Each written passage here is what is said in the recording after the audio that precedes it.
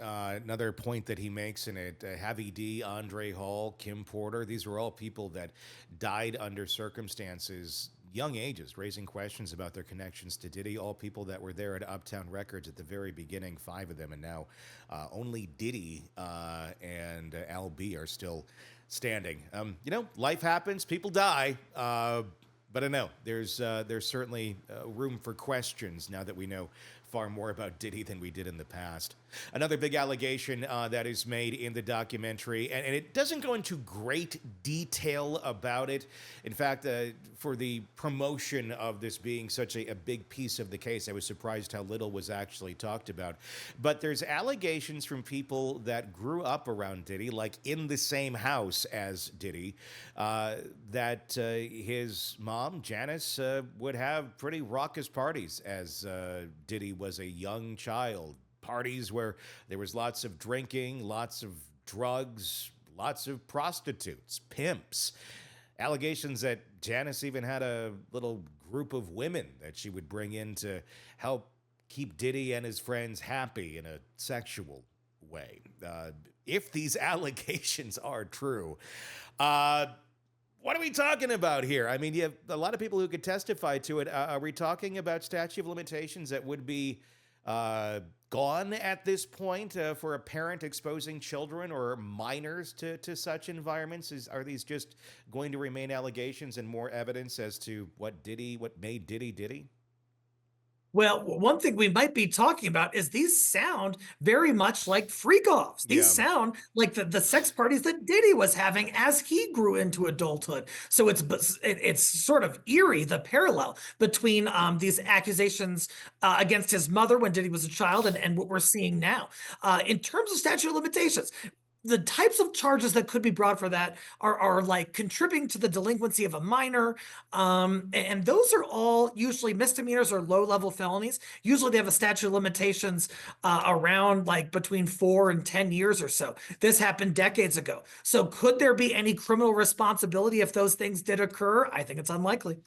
Yeah, I would probably agree with you on that. I mean, it's one of those things where it kind of makes you understand the recipe a little bit better of what makes up Diddy. Doesn't excuse anything by any means. I mean, he's a 50-some-year-old man, so should know better, even if that is what you were brought up around. But yeah, I mean, it's like echoes of just repeating the past in a very dark way. If this was normal to you, he obviously, if the allegations are true, just continued doing what he was doing.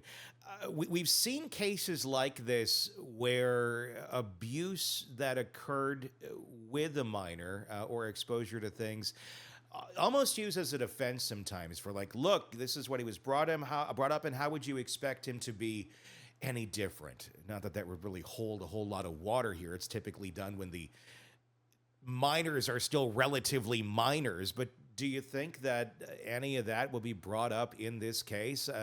Diddy's attorneys are already saying that, yeah, look, the freak offs happened, but there was no involvement with minors. This is all consenting adults. You're going after consensual adults doing what they want to do.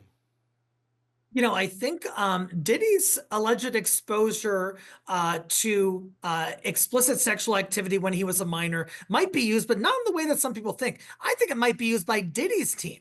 I think it might be used to try to explain, like, hey, this is how this kind of thing comes about. And although they're going to argue he wasn't engaging in any criminal activity, if you think, jury, that this is sort of untoward stuff, well, gosh, he was 7 when his mom exposed him to it. It's not his fault. I think that that's the direction they're going to go. It's a similar direction that was presented in R. Kelly's sentencing when he alleged that he was exposed to sexual contact at an early age, and that contributed to what happened in his case.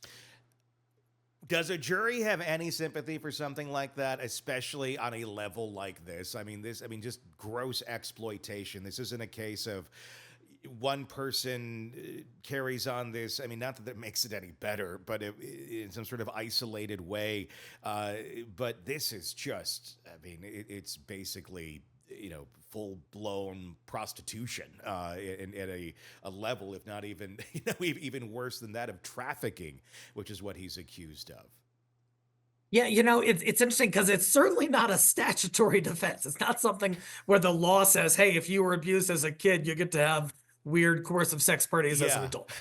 But on the other hand, do juries want to know the full picture? Do they want to know influences for a person's conduct? Can those things affect how certain jurors see things? Sure, I don't think the majority of jurors would be overly moved to side with Diddy or anything, but there could be an impact.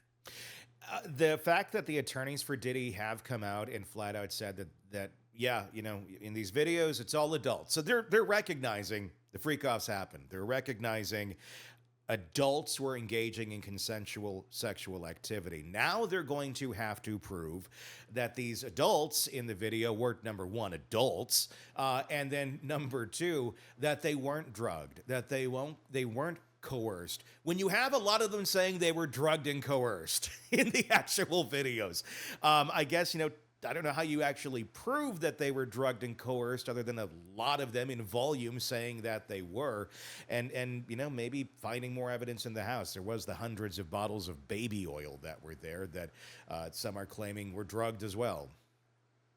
Yeah, so my understanding of what happened is Diddy's defense team went and viewed 9 or so videos of these freak offs, and they depict what they depict, and you can't get out of that really. And so they kind of had to own up to, yes, this is a raucous sex party, but these people don't look like they're being coerced. Now the question remains, can you view a video and tell whether someone is acting of their own free will, especially if that person is under the influence of intoxicants? I'm not sure you can. Yeah, I don't think you can either. I mean, it's that. I mean, that's been a big thing that's been argued in the porn industry and such as well, of coercion and people doing things that they didn't agree to do to, and that industry has had a kind of a reconciling of that sort of behavior, and we're talking about things that were going on here well before that reconciling even happened. We're talking things that were never meant for public consumption. These were meant strictly for Diddy's own enjoyment.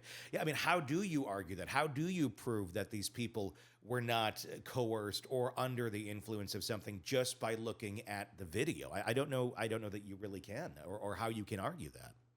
It's tough. I read the letter that Diddy's team recently filed in the federal case this week, I believe.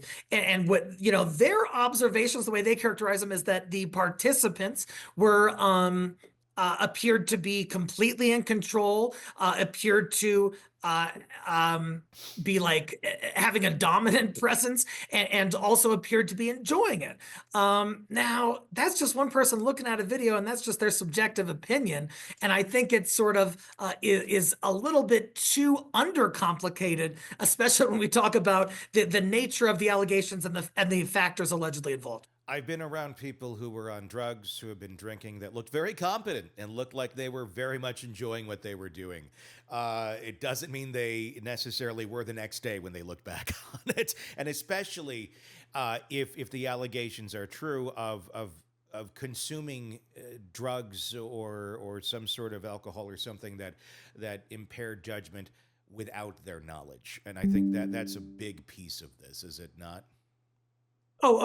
Absolutely. That goes directly to the charge against Diddy in the federal criminal case of sexual assault by force or coercion. So there are allegations of physical threats, but there are also allegations that he just overcame their will, kind of by deception, by drugging them without their knowledge. And so, even if a person looks like they're having a decent time, if they were given a substance against their will and without their knowledge that overcame their ability to make decisions in a clear fashion. Hey, thanks for checking out the video. Be sure to follow us wherever you download podcasts, and especially Apple Podcasts, where you can get advanced episode and premium content on our premium channel right there. Also, be sure to follow us on social media so you don't miss any breaking updates on the stories that matter to you most. We're on TikTok, X, Instagram, Facebook. Just search Hidden Killers Podcast with Tony Bruschi, and you'll find us right there. Again, thanks for watching.